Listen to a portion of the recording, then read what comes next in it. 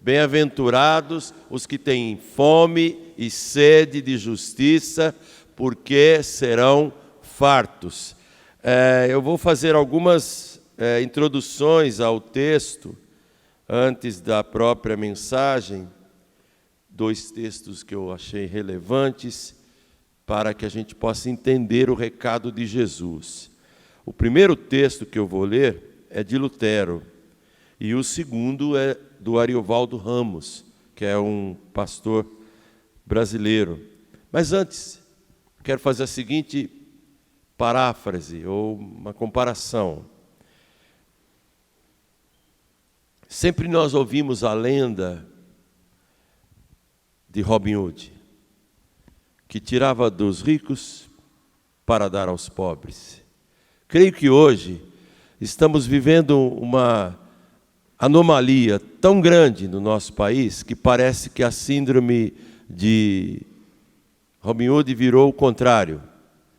Estão tirando dos pobres para tornar alguns muito ricos. Se você não se incomoda com isso, é uma pena, porque nós estamos vivendo um caos institucional, jurídico, moral, espiritual. E se não houver fome e sede de justiça em nossa alma, nós não poderemos afirmar a ninguém que somos filhos de Deus. Porque todas as bem-aventuranças estão conectadas, uma com a outra. Uma que precedeu essa daqui, uma que vem depois, elas não podem ser pinçadas como predileções particulares, a ponto de eu dizer, com essa eu me afino, com aquela não. Essa talvez seja a mais relevante, a mais necessária para os dias que a gente está vivendo. Então, já que é assim, eu vou ler primeiramente o texto do Ariovaldo Ramos, que ele lançou e escreveu agora na revista Ultimato desse mês. O título é O Beabá da Corrupção. Quando o poder não é vigiado, o governo é exposto à corrupção. Há governo corrupto porque há corruptores. Os corruptores são os dispostos a trocar o bem por seus interesses. E a corrupção vira modo de governo. E esse modo de governo se impõe ao mais simples cidadão, que fica condenado à exploração econômica, à ignorância e à alienação midiática, pois não tem dinheiro para acessar o que deveria ter por direito.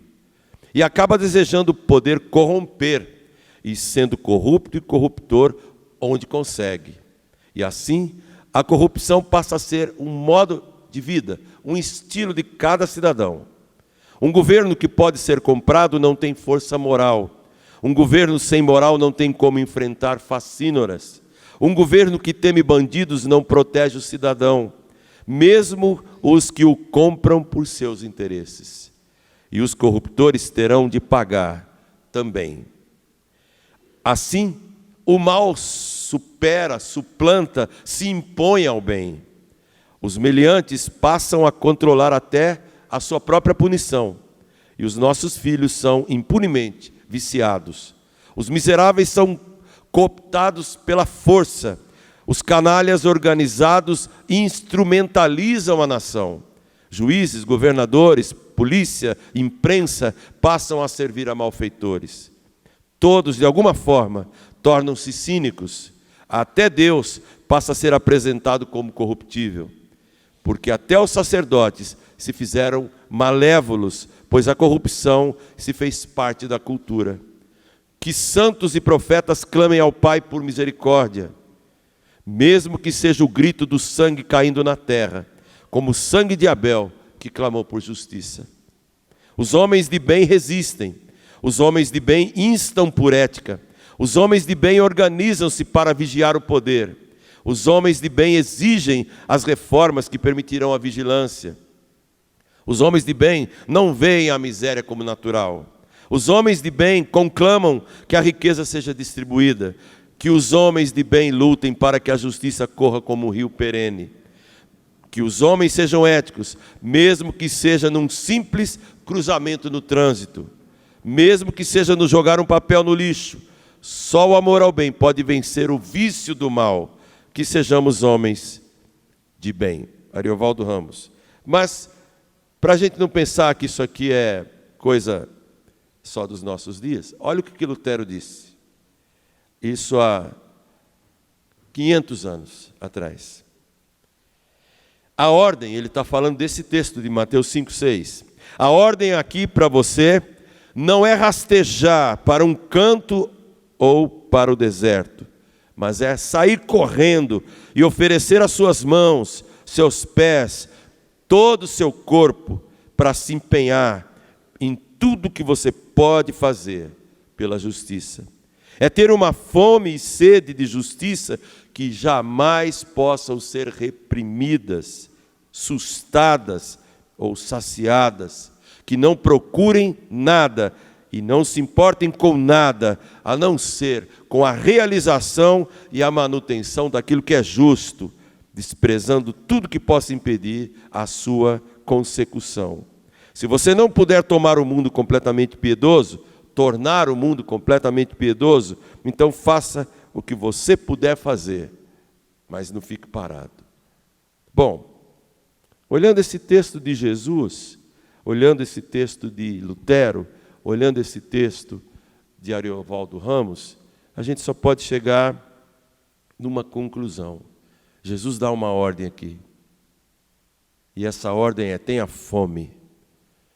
Não fome de coisas materiais para o seu estômago, mas tenha fome de coisas muito mais sublimes e elevadas. Tenha fome.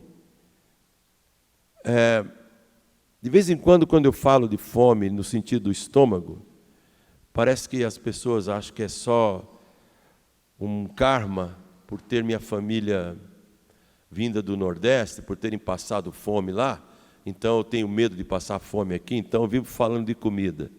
Mas você já experimentou ficar com muita fome e depois ter alguém no meio do caminho, querendo trocar ideias, filosofar com você? Você vai filosofar com ela? Você vai ficar, não, sabe o que é? Você não quer nem saber. Você atropela aquela pessoa, você me dá licença, seja para que natureza for, seja para ir ao banheiro quando você está apertado, seja para ver o resultado de um exame, seja para alimentar aquilo que está te deixando com hipoglicemia, ou seja lá o que for, você quer saciar a sua fome. E Jesus está dizendo aqui que quando alguém tem uma fome fortíssima por justiça, Deus o fartará, Deus o saciará. Então, não é uma coisa assim de regime espiritual. Tem gente, irmãos, na igreja evangélica, que está numa tal apatia que parece fazer regime do poder de Deus, parece fazer regime de tudo que é intenso. Essa é uma praga do século 21 que tem levado muitas igrejas a cerrarem as suas portas, porque as pessoas não querem dar mais sangue por nada que é elevado, por nada que é sagrado. Mas mexa no direito pessoal dela.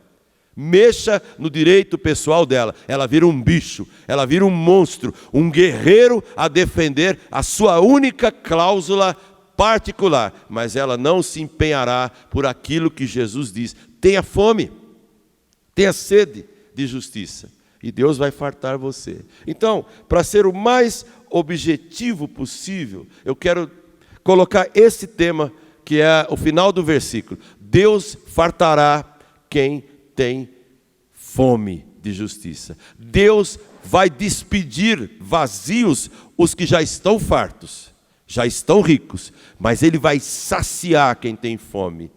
E eu quero que você entenda a justiça aqui em 3 níveis: o legal, o moral e o social. Deus fartará as pessoas que têm fome e sede de justiça. Primeiramente, Ele vai fartar quem tem fome e sede de justiça no aspecto legal. E o legal aqui, no sentido Deus, é o que trata da justificação da nossa alma. Deus vai fartar abundantemente qualquer pessoa que tiver fome e sede de sua justiça no âmbito legal. o âmbito que pode levar alguém à condenação eterna. Irmãos, quantos cristãos entendem a sua justificação? Quantos conseguem perceber o alto preço que foi pago pela salvação de sua alma? Deus não faz de você o filhinho mimado dele, a tal ponto dele ter olhado para você de maneira particular e falar: eu vou salvar aquela pessoa porque ela é tão lindinha, ela é tão fofinha, ela é tão boazinha, ela é tão legal, ela é tão gente boa. De jeito nenhum. Você tem que ter fome da justiça de Deus no aspecto legal, porque a sua justiça e a minha são trapos imundos que nada fazem, não sensibilizam, não comovem Deus. Meus irmãos, eu estou falando assim porque é necessário que a gente perceba o alto preço que foi pago na cruz para que a nossa justiça legal fosse plenamente executada. Eu vou falar uma palavra em grego aqui, eu vou pedir para alguém traduzir. Tetelestai. Alguém sabe traduzir isso para mim? Tetelestai. Alguém disse isso uma vez, uma única vez, para dizer claramente, em alto e bom som: a tarefa está cumprida, o preço foi pago, liquidado, está feito, está pronto, acabou. Tarefa cumprida. Quem foi que disse tetelestai? Consumado, Jesus Cristo. E sabe quando ele disse isso? Quando ele rende a sua vida e diz: Senhor, satisfiz tua justiça. Legalmente quem crer em mim estará salvo. Dívida quitada, nota promissória rasgada e cravada na cruz do Calvário. Deus há de fartar todas as pessoas que têm fome de justiça no aspecto legal. Mas aqueles que se auto-justificam, aqueles que já estão na igreja desde a infância, sabe aquela velha história? Meu pai é da igreja, meu pai foi pastor, meu pai foi presbítero, minha família foi educada na igreja, eu cresci na igreja, mas é perdido, é condenado. Se não aceitou Jesus e não se submeteu ao sacrifício dele, legalmente você ainda é condenado. E no tribunal de Deus não tem escapatória. Pode ser o pior bandido que está lá no mundo sem nunca ter ouvido falar de Jesus, ou você, diante de Deus, sem Jesus, você está no inferno, nas mãos daquele justo juiz, que só te olha pelo prisma de Cristo, jamais te olha diretamente, porque se Deus olhar para você diretamente, Ele te consumirá pela justiça dEle, que é santa e perfeita. Deus há de fartar todas as pessoas que têm fome e sede de justiça no aspecto legal. Pessoas que dizem: Deus, eu quero ter um relacionamento certo contigo. Me perdoa. Me perdoa. O apóstolo Paulo em Colossenses, ele fala que Deus rasgou o escrito de dívida que era contra nós, cancelando-o totalmente, encravando-o na cruz. Uma pergunta de ordem pessoal, você não precisa nem balançar a cabeça, nem levantar a mão, mas você já teve um título protestado? Uma multa? Um cartão de crédito que venceu? Já teve? Pois é. É duro, não é? Chegou aquele dia, chegou aquela notinha em casa cobrando. É duro. E não paga. Não paga para ver. Irmãos, Deus quer que a gente tenha fome de justiça, no sentido legal, no sentido relacionamento vertical, nós e Ele. Mas Ele quer que eu tenha fome e sede de justiça também no aspecto moral, relacionamento comigo mesmo, com a minha consciência. Olha só, a Bíblia deixa claro, em toda a sua história, alguns homens que realmente fizeram da justiça moral, pessoal, o seu bem mais precioso. O apóstolo Paulo, quando ele fala disso em Atos capítulo 24, ele diz o seguinte: eu me esforço por ter a minha consciência limpa diante de Deus e diante dos homens. Deus quer que eu tenha fome e sede de justiça no aspecto moral. Se no legal é relacionamento correto com Deus, no moral é relacionamento correto comigo mesmo. Nós precisamos estar bem, em paz, com a alma lavada, com a consciência pura de obras mortas. Quando eu era aluno de colégio estadual, ainda no antigo ginásio, as salas de aula, invariavelmente, tinham um vidrinho no meio da porta. E esse vidrinho era o local em que os inspetores de alunos colocavam a cara para perceber quem estava ou não agindo corretamente. Esse vidro foi tirado, porque o que acontece numa sala de aula é uma zorra. Nenhum respeito a professor, nenhum respeito a nada nem ninguém. Pessoas que estão dando aula para crianças de 8, 9, 10 anos, já levam chutes, bofetadas, e são ameaçados por crianças pequenas. Onde nós vamos? Sem moral, sem caráter, sem santidade, sem pureza de motivos.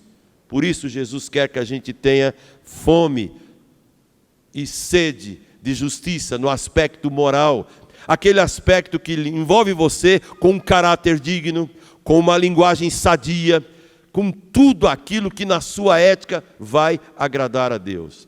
Tito fala que os homens têm que ter uma linguagem sadia, para que a palavra de Deus não seja difamada. Então, irmãos, Deus quer que eu tenha fome, não só no aspecto legal, que é a execução dele na minha alma, perdoando porque eu tenho fé em Jesus, mas Ele quer que eu tenha fome e sede no aspecto moral. Como é que eu vou agradar um Deus tão grande que me amou de maneira tão surpreendente? Tendo um caráter santo, tendo uma linguagem santa, tendo uma ética santa, tendo uma conduta reta em todos os aspectos. Mas eu tenho que ter fome, senão eu entro no filósofo brasileiro dos anos 70, que fazia propaganda de cigarro, e que até se tornou conhecido como a filosofia de a lei de Gerson. A lei de Gerson. Tem um jeitinho, sempre tem um jeitinho, e não é assim que Deus quer. Ele quer que eu tenha fome e sede de justiça no aspecto moral, para que eu, você, que andamos por aí dizendo, sou de Jesus, possamos mostrar, sou como Jesus. Muito bem colocado o texto que a Dani leu de manhã, Colossenses 2, 6 e 7. Você já recebeu a Jesus? Assim como, de maneira tão coerente, que declare que você o recebeu, ande nele. Radicado nele, com a raiz fincada nele. Confirmados na fé, cada gesto, cada fala sua, seja uma confirmação de que você anda nele, suas raízes estão nele, suas atitudes confirmam sua fé nele, e seja uma pessoa plenamente grata. Aí todos hão de reconhecer que você é dele, porque só dizer sou de Jesus e viver de maneira a negar isso, não é uma pessoa que tem fome e que tem sede de justiça. Entrar e sair de uma igreja é a coisa mais fácil. Peregrinos fazem isso de maneira muito mais piedosa, muito mais temente. Irmãos, pense um pouco, o diabo é crente. Vocês sabiam? Tiago diz, ele crê. Ele treme. Ele sabe quem é Jesus. Qual o problema dele? Ele não tem obediência, ele não tem vínculo moral, ele não tem nobreza de alma. Então toda pessoa que se utiliza de subterfúgios, de imoralidades, de falsidade ideológica, de falso caráter, de linguagem torpe, é um filho do diabo. Nega Jesus pela fala, pelo sentimento, pela emoção, pela atitude. Então Jesus está dizendo, feliz, muito feliz, é uma pessoa que tem fome e tem sede de justiça, no aspecto moral, que é o perfeito relacionamento do ser humano com Deus, consigo mesmo. E em último lugar, bem-aventurados que têm fome e sede de justiça no aspecto social. Talvez esse seja o mais relevante para o nosso estado de coisas que o país enfrenta. Justiça social, que você e eu temos que ter fome, é aquela busca pela libertação do homem. Eu vou ler algumas coisas aqui, ó. Primeiro, você tem que ter uma fome tão grande no aspecto justiça social, que você, no seu nível, seja quem você for, seja você patrão, empregado, professor, médico, engenheiro, advogado, empresário, funcionário público, seja onde for, você tem que lutar pela libertação do homem, da opressão. Você tem que promover os direitos civis, você tem que promover a justiça nos tribunais, você tem que promover a integridade nos negócios, a honra no lar e nos relacionamentos familiares. Isso é justiça social. É o que Deus quer. Na verdade, nós somos muito hábeis na defensiva ou na defesa do nosso direito. Bom, vamos imaginar, vou escolher alguém aqui, vai. Tem alguém aqui que sempre senta no mesmo lugar. Ali tem um casal que sempre senta ali, Dona Rete sempre senta ali. Então eu vou fazer um apelo. No domingo que vem, senta no lugar da Dona Rete.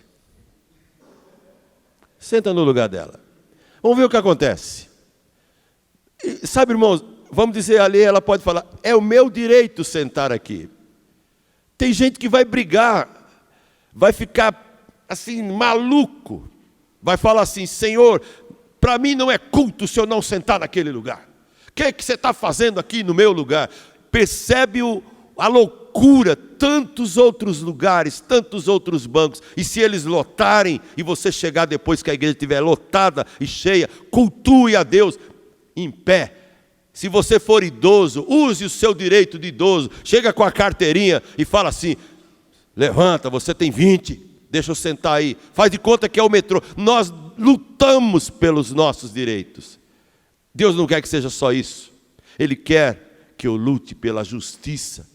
Porque o que temos demais é o Estado de Direito. Mas onde está a justiça? Deus quer que você tenha fome e que você lute como William Wilberforce, que lutou durante mais de 25 anos pela libertação, pela abolição da escravatura na Inglaterra. E por causa dele, o estopim de todas as outras libertações americanas no Brasil aconteceram, mesmo que em tese, mesmo que no papel, porque quando se liberta alguém de uma opressão, tem que se dar condições para que ela possa ter uma vida santa, verdadeira e digna.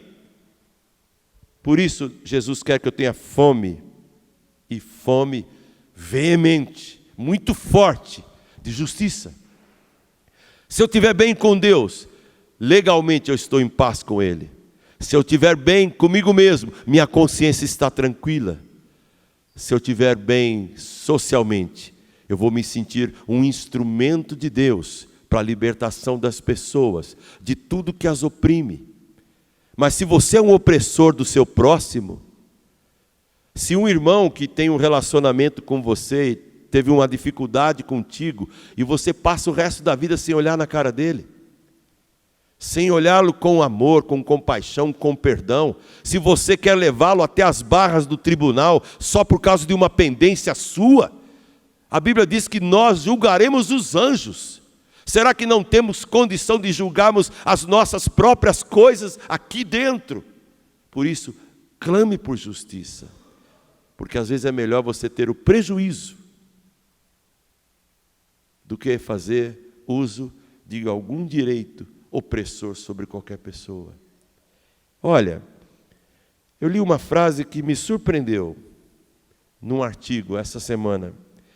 E essa frase conclui essa meditação, mais um texto de Amós. Olha o que ela diz. Se cada homem e mulher neste mundo soubessem o que esta fome significa, se cada homem e mulher nesse mundo manifestassem um apetite voraz pela justiça, não haveriam guerras, não haveriam atentados, não haveriam violências, assaltos, latrocínios, brutalidades, explosões, controvérsias, genocídios e tanta dor nas famílias e nações do mundo.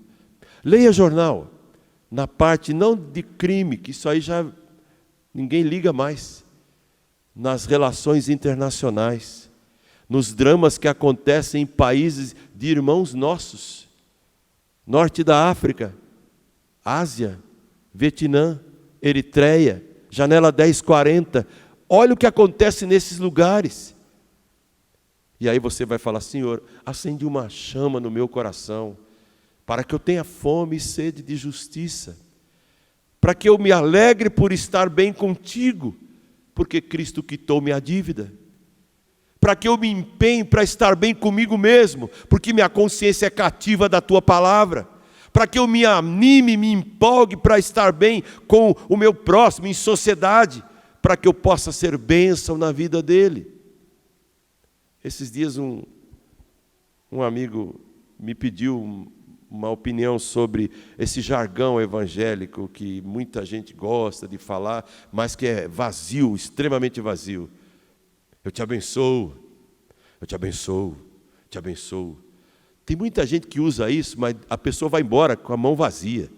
Quer abençoar alguém? Abençoe com o teu perdão, abençoe com a tua oferta, abençoe com a tua amizade, abençoe com a tua simpatia, com a tua educação. Ele precisa de alguma coisa, abençoe dando a ele alguma coisa, e não simplesmente usando esse jargão: eu te abençoo, meu irmão, Jesus te abençoe. Isso é conversa fiada. Jesus quer que você tenha fome e sede de justiça. Se não acontecer isso, pode acontecer isso que eu vou ler agora. Amós, vale a pena você abrir lá e acompanhar. É o final da mensagem de hoje. Deus há de abençoar, fartar, saciar todas as pessoas que têm verdadeira fome de justiça legal, moral e social. Mas se isso não estiver acontecendo na sua vida, nem na nossa igreja, olha o que pode acontecer. Amós capítulo 5, do verso 21 até o 27. Aconteceu com Israel. Deus queira que não aconteça conosco. Alguém sabe o título que está aí em negrito, que não é inspirado, mas acaba ajudando em alguma coisa? Deus exige justiça e não sacrifícios. Olha o que o profeta Amós disse a partir do verso 21 do capítulo 5. Aborreço, desprezo as vossas festas, e com as vossas assembleias solenes não tenho nenhum prazer. Puxa vida, Deus dizendo isso na lata para Israel. E ainda que me ofereçais holocaustos e vossas ofertas de manjares, não me agradarei deles, nem atentarei para as ofertas pacíficas de vossos animais cevados. Afasta de mim o estrépito dos teus cânticos, porque eu não ouvirei as melodias das tuas liras. Acabaram-se os grupos de louvor, acabaram-se os levitas, os pregadores, os sacerdotes. Agora Deus fala no verso 24 o que mais nos importa para a mensagem dessa manhã. Antes, olha o que Deus quer, antes de qualquer cântico, antes de qualquer holocausto, antes de qualquer oferta milionária de boi cevado, do melhor que você puder dar a Deus, antes disso, corra o juízo. Numa outra versão, corra o direito como as águas, e corra a justiça como o ribeiro perene. O que é perene? Duradouro. Deus está dizendo: corra o direito como uma fonte a jorrar, e corra a justiça como um rio caudaloso, como o Nilo, como o Amazonas, que não pare nunca. apresentastes-me, vós, sacrifícios e ofertas de manjares no deserto, por 40 anos, ó casa de Israel. Sim, levaste-se culte vosso rei, que vossa imagem, e o vosso Deus estrela, que fizeste para vós mesmos. Olha o que Deus está dizendo. Israel fez não só o bezerro logo que cruzaram o mar, continuaram fazendo ídolos, porque agradava a eles. E aí Deus diz no verso 27, por isso vos desterrarei para além de Damasco, diz o Senhor, cujo nome é Deus dos exércitos. Sabe o que eu acho brilhante? É o verso 24. Que corra o direito como uma fonte e a justiça como um rio. E aí Jesus deixou isso tão claro que ele disse, busque o reino de Deus e a sua justiça, e todas as demais coisas serão acrescentadas. Eu creio nisso. Se você crê, busca a justiça, tenha fome dela. O teu direito, Deus não deixará passar despercebido. A providência, a provisão para as tuas necessidades. Não critique nem condene ninguém, nem o governo, nem a liderança da sua igreja, porque você não tem. Deus sabe de que você necessita. Busque o reino dele. Lute pela justiça em 3 aspectos: no legal, no moral e no social. E Deus cuidará da tua vida e te abençoará e te fará ter fome e sede. Eu gosto dessas personagens que a história bíblica e mundial nos apresenta. Por isso que faz falta um bom livro que trata dessas enormes biografias, seres humanos fantásticos. Faz falta filmes, porque o que a gente vê hoje ou é a safadeza, ou é a violência gratuita, ou é um único revólver com 6 tiros, disparando 600 e matando todo mundo. Justiça é complicado. Por isso, procure se cercar de coisas que envolvam o teu coração em sentimentos nobres como esse. E tendo fome, Deus vai te saciar. E não só saciar você, vai usar você para matar a fome de muitas pessoas. Em nome de Jesus.